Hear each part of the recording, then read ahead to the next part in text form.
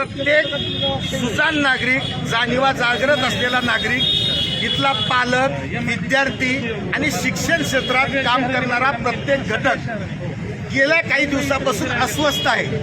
मोठ्या कष्टानं, अनेकांच्या बलिदानातून लातूर पॅटर्नचं 52 कशी सोनं उभं टाकलेलं आहे. कुणी एक दोन गुन्हेगार त्याच्यामध्ये या नीट पेपर फुटीमध्ये सापडले, त्यांना अटकही झाली आहे. सीबीआय त्यांच्यावर कारवाई करते, परंतु याच्या आडून लातूर पॅटर्नला बदनाम करण्याचं षडयंत्र चालू आहे. त्याचाच एक भाग म्हणून उद्योग विभागाने इथल्या ट्युशन एरियातल्या लोकांवर कसली सुनावणी न करता प्रत्येकाची केस वेगळी असताना सरसकट त्या ठिकाणी नोटीस दिली आणि एक चुकीचा संदेश महाराष्ट्रामध्ये गेला की ट्युशन एरिया बंद पडतो की काय. लातूर पॅटर्न संकटात आहे. एक लागतो, लातूर पॅटर्न हा जनमानसात रुजलेला आहे, तो कोणाच्यानी बंद पाडता येणार नाही.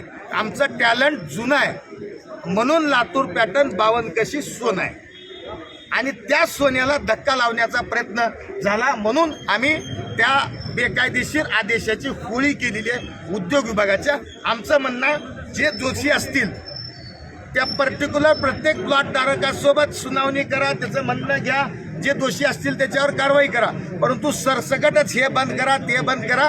काही तुगलकाचं राज्य नाही, इथं कायद्याचं राज्य. असं नियमित कुणालाही करता येणार नाही.